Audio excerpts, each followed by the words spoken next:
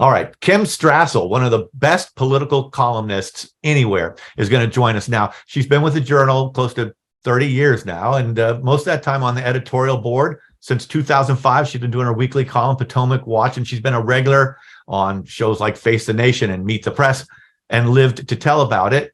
And so it's an honor to have her come on, and I now owe her. Thanks for being with us, Kim. Now, first, just a zoom away, okay? In your entire career, or 5 years ago, you published a book titled The Intimidation Game, How the Far Left is Silencing Free Speech.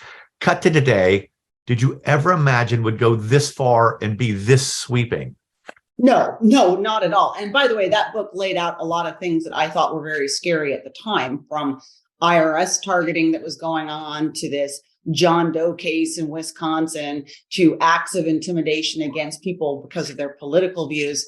But the notion at that time that social media companies would be coerced or team up with the government to actually censor entire areas of speech, whether it be COVID, whether it be the election, whether it be whether or not Trump should be banned from Twitter. I mean, it's remarkable to me. I've never seen anything like it. And the depth and the extent of it is what's most scary to me, Dennis.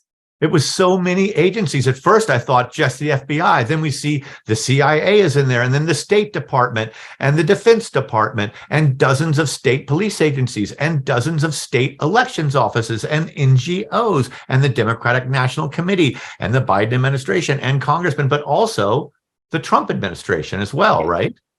Well, right. And in the beginning, I think that's been some of the concerning aspects of this here, too, as we find out that it's equal opportunity. Now, look, I would note that a great deal of the censorship and the more pointed censorship has taken place under Democrats and under the Democratic administration. But we did have some evidence that, for instance, at the beginning of COVID, the Trump health team was reaching out and trying to make sure that only government doctors' views were the ones that were being circulated on social media, which is astonishing.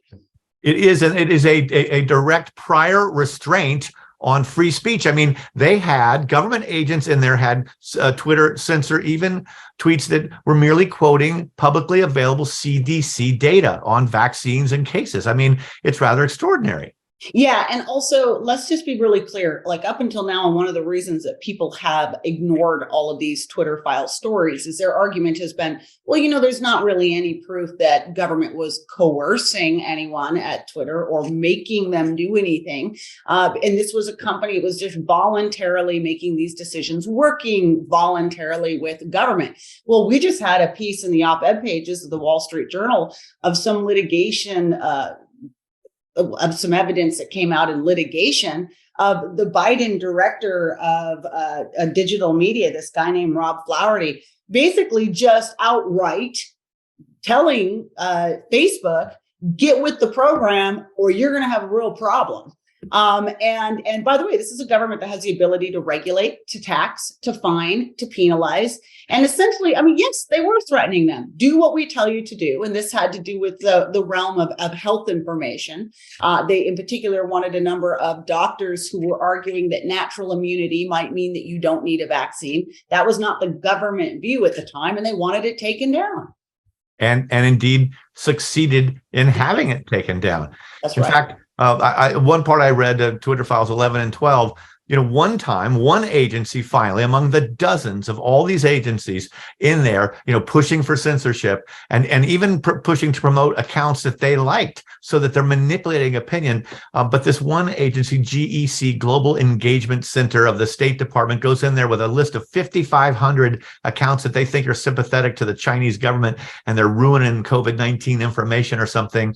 And finally, Twitter says, no, we don't do that. And they finally stand up to it. And then the reason you find out is because the agency was too Trumpy. It was kind of promoting Pompeo's agenda. And so the politics went in there. So it's going to take Republicans then, at least as a starter, to investigate this. And you had a column a week ago about this saying, hey, they're going to be doing this. So what's going to happen? What's the latest on that? Yeah, so this finally got settled as part of the speaker's fight last week, the drama. And we're going to have a new subcommittee. It's going to be seated within the Judiciary Committee. So it'll ostensibly be under the ownership of Jim Jordan, who is quite an experienced investigator in Congress. And it's going to be on the weaponization of government.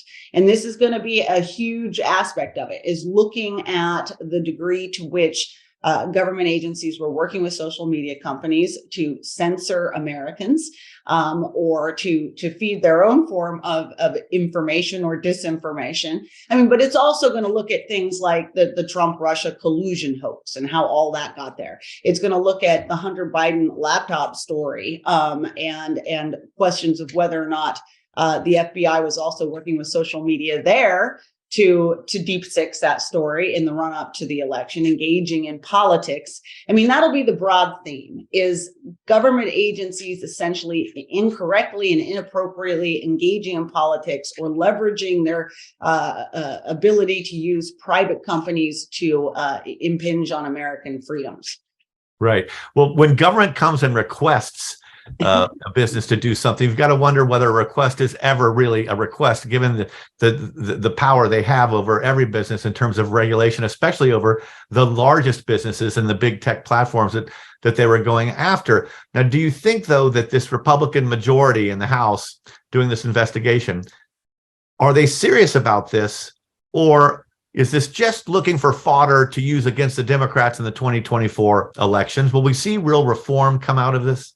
So I do think that they are very serious about this. And, you know, look, there's already some discussions about ways in which this can be done. I do think it's notable that they have put this inside of the Judiciary Committee because to go to your point, Dennis, if you have a special select committee, which is the way the January 6th committee was set up, they don't have the ability to create legislation on their own. There's no authority to do that.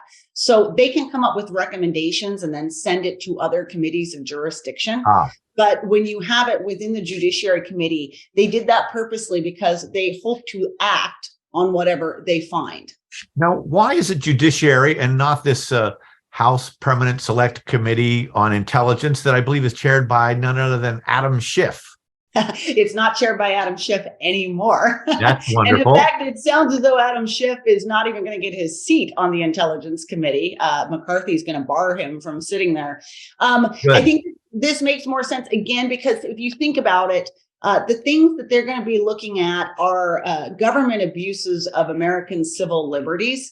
And that really is a judiciary question type sort of issue, because it'll be there that they also deal with things like, well, they might not directly do it themselves, but things like if you needed to change surveillance laws and stuff, there's a legal component to all of that. And there's a judicial aspect to it. So that's why it's being done. One wonders if the government should be allowed to identify specific accounts, go after them, request that they be muzzled, which itself to me violates the First Amendment, with an ex parte, without the other side being able to say, well, wait a minute, I'm just quoting publicly available data. I oppose this. You know, it would be interesting to see if they can do that. If Jim Jordan's going to be the star on the big committee, is there a second person who's going to be leading the actual investigation and doing most of the day to day? And do you know who that is? That is undecided yet. That is a big topic of discussion because this committee will obviously be populated by other members of the Judiciary Committee, and they haven't filled out who all's got their committee assignments yet. So we know that Jim Jordan's running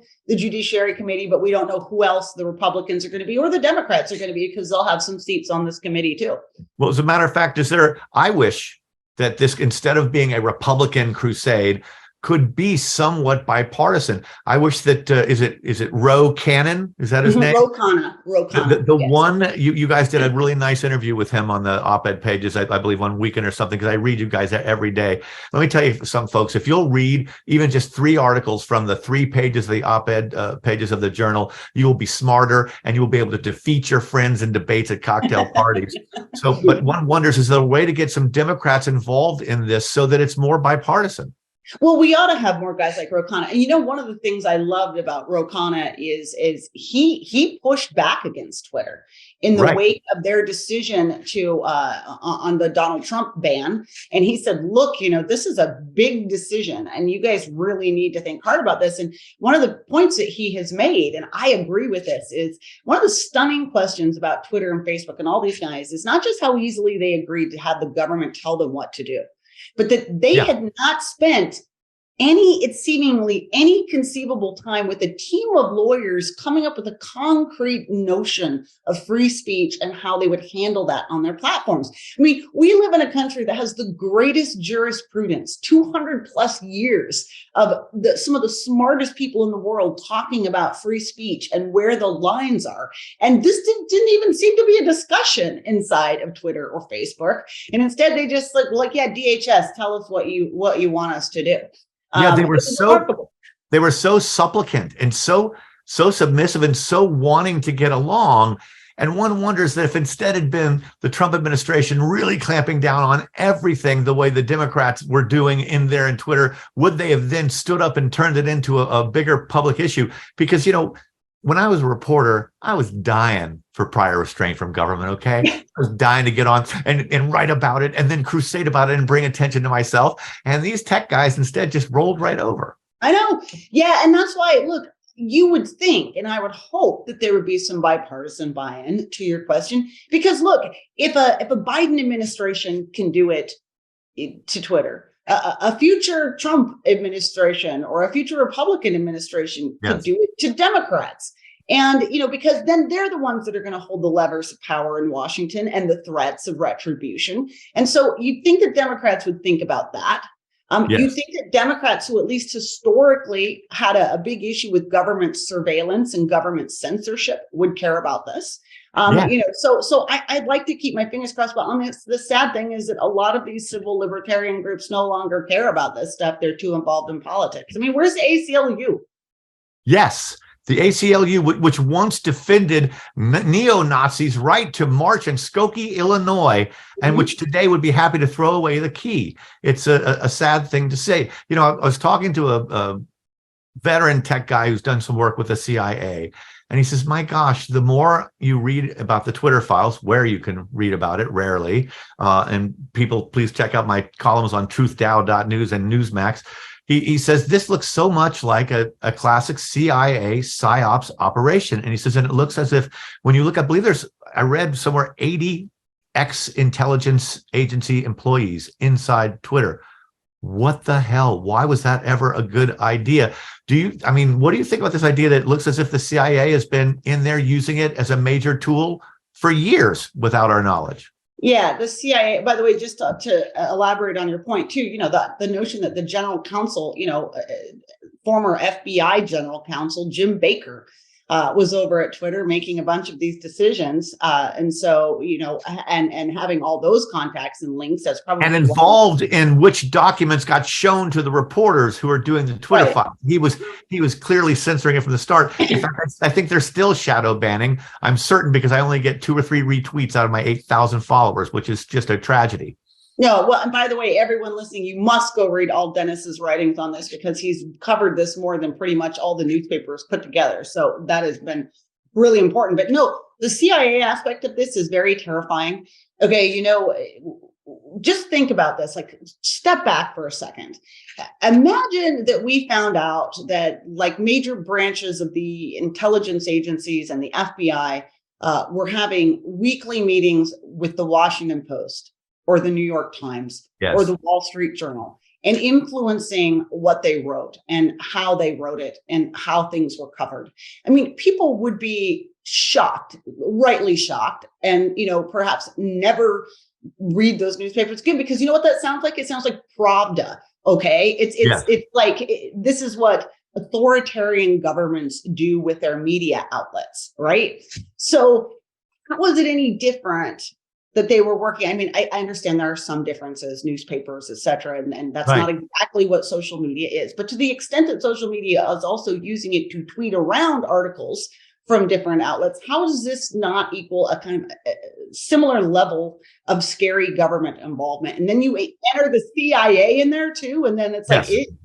And in fact, even worse so, because Twitter is the premier media platform of our age. It is how, the New York Times, with its national circulation, can reach hundreds of millions of people around the world potentially.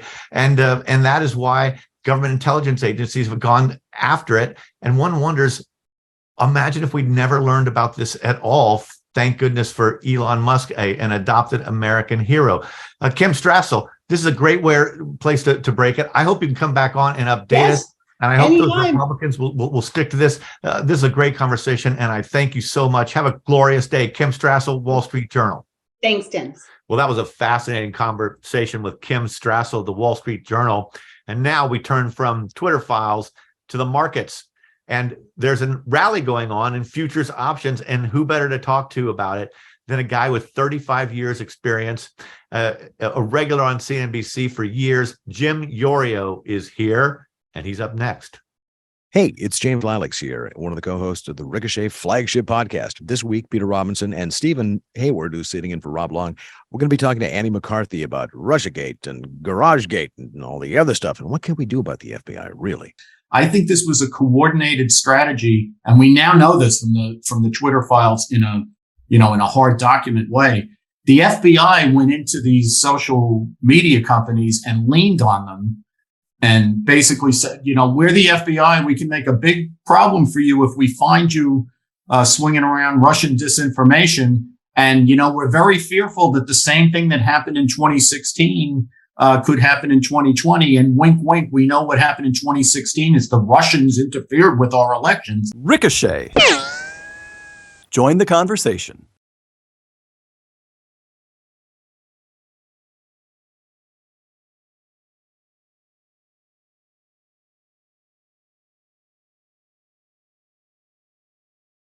All right, and it's time for a special guest. I want to really find out about market outlook from a true pro.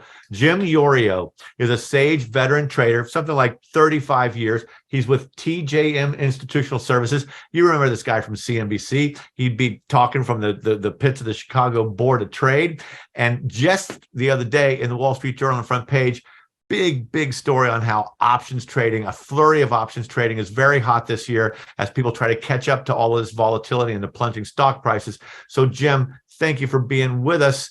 Now, we just finished one of the worst year for stocks. Seems like every time the market could guess right or for upside or downside with the downside. Do you feel like, just from the broad big picture first, is that feeling changing, that Eeyore attitude?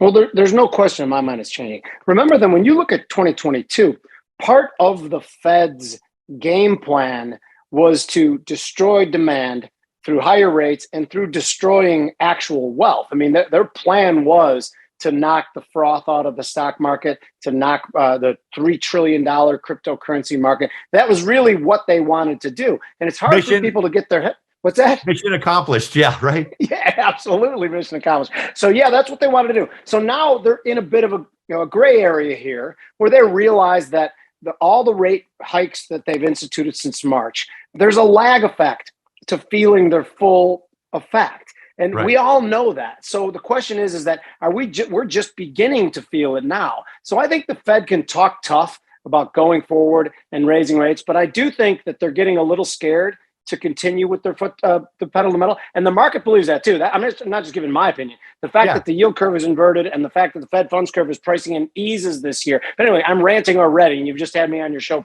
for a minute. Exactly. But I think the worst for the stock market is over, and I don't think 2023 is going to be as bad as 2022. I think it's going to be better.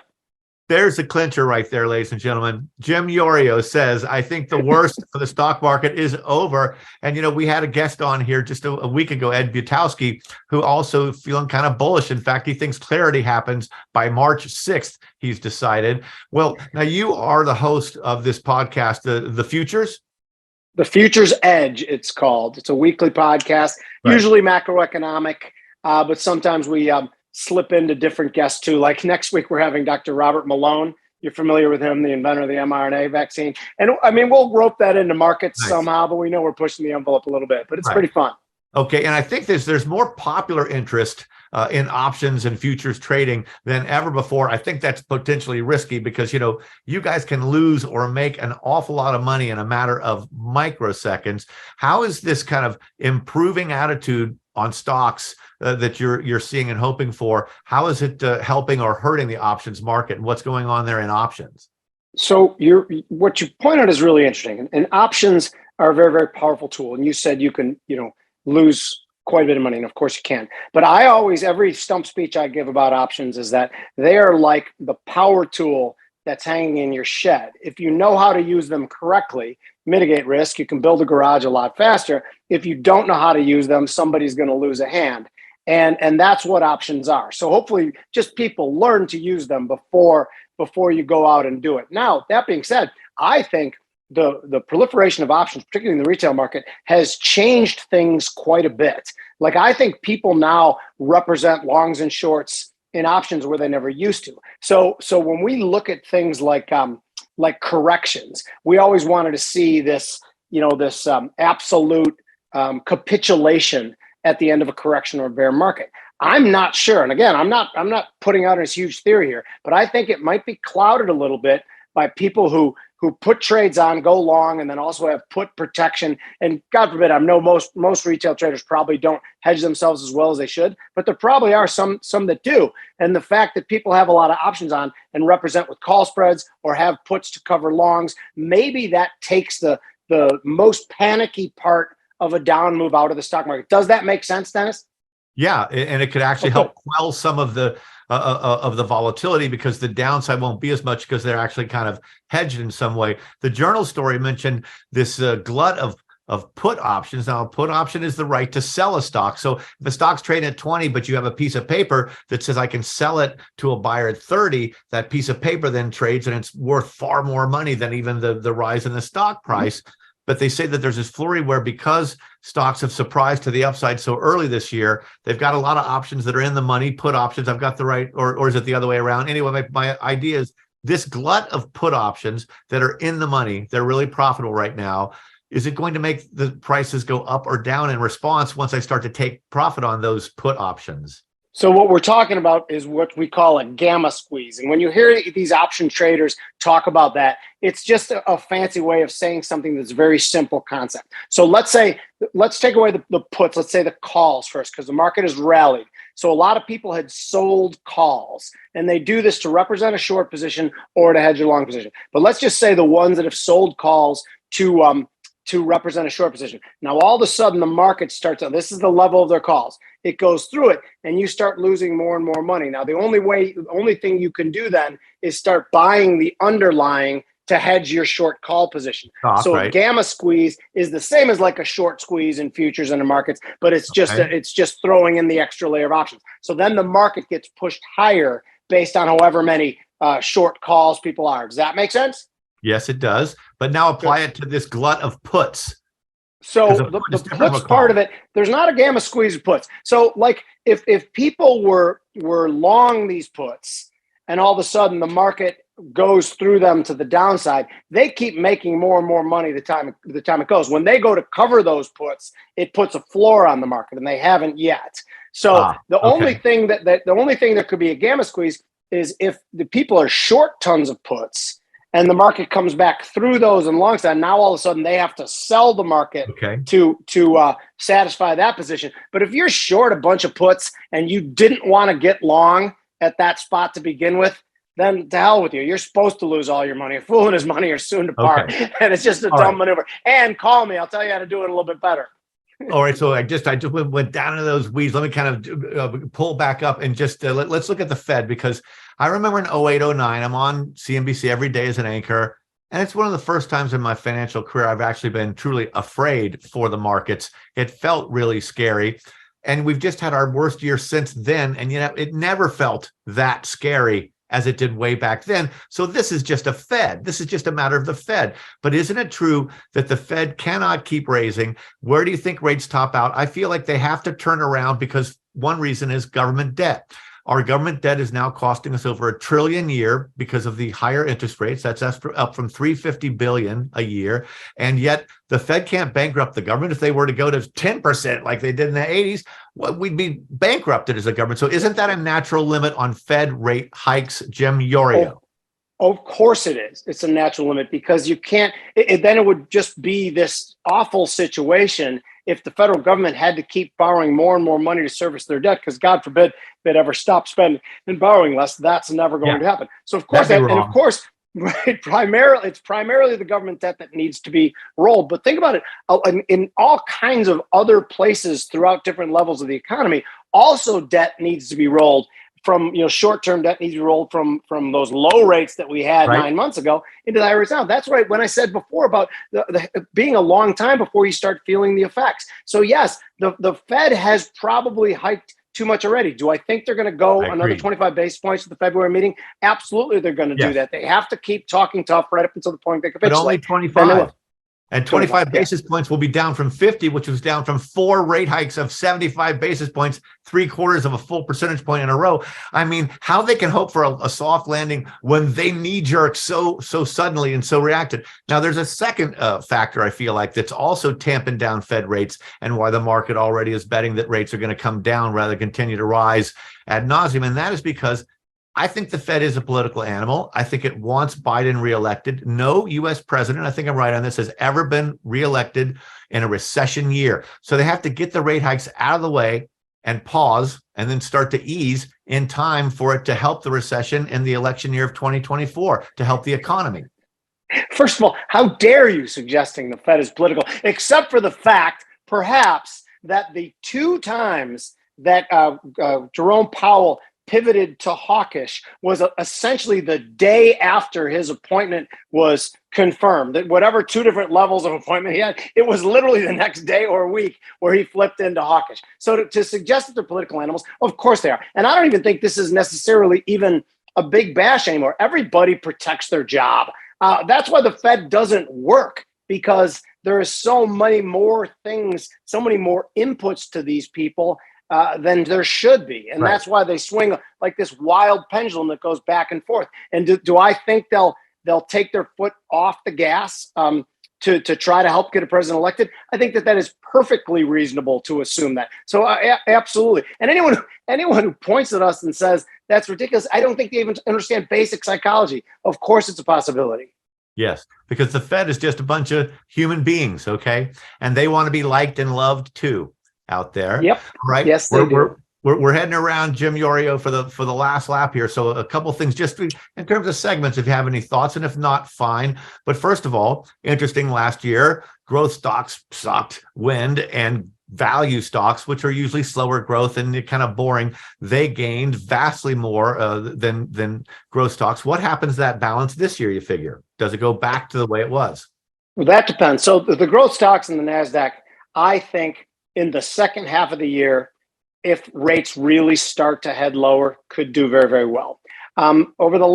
Since early October, I've given 3 different speeches where the theme of my theme has been metals, copper predominantly, and gold and silver. I think that sector is going to do the best. I'm wildly overweight copper. They're almost irresponsible. And by the way, when I say that, I am a risk mitigator by nature. I'm not going to go broke, nor am I going to be a 10 billionaire from trading. So it's a big position for me in copper, gold, and silver, and platinum. I think those are the good spots. But to your question, you definitely asked about growth versus value. I think the first quarter of the year, while the stock market could still trade back and forth and be kind of in a technical range, I think value may outperform. But as soon as rates stabilize and start to head lower, I think growth will too. I think either way, my pick, and again, I don't tell people what to do, but I do answer questions about what I'm doing. My pick is still metals, and I like copper, gold, silver, and platinum more than anything.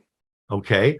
And also, although gold usually is an investment you make in bad times as an offset against stock decline, so you're actually looking at industrial production going up if you're investing in copper, right? You feel like that's coming back. All right, and then talk to us about bonds, because bonds sucked. I mean, Butowski on here talked about it was only the second time in 100 years that bonds fell with stock prices instead of going up against stock price falling. And now there's been a bond rally this year. And again, you say, isn't it because people feel like the Fed's going to start easing back on rate increases? I do. And I think that bonds are probably the right place to be. I just mentioned that in October, the first was the New Orleans Investment Conference. And I was sitting next to Peter Bookfire, and he's talked about about buying 2 years. And it didn't even dawn on me. It like struck me as so odd that someone would buy 2 years for a yield, but this is the new world we're in now. It's just going to take away years of thinking that you buy bonds for either price appreciation or price depreciation and buy or sell. So I do think people are going to buy bonds because of the attractive yields right now. And I think the Fed is going to start talking a lot easier in the coming months. So I do like it. I like shorter end more just because they'll move, they're higher rates right now, and they'll move quicker if the Fed starts talking about a pivot. All right. You know what? I think we're going to wrap it there. Jim Iuorio, thank you so much. Host of the Futures Edge podcast and with TJM. Hey, man, it was great to see you. And let's talk more. Please come back. All right. Please do. Thank you, Dennis. Day.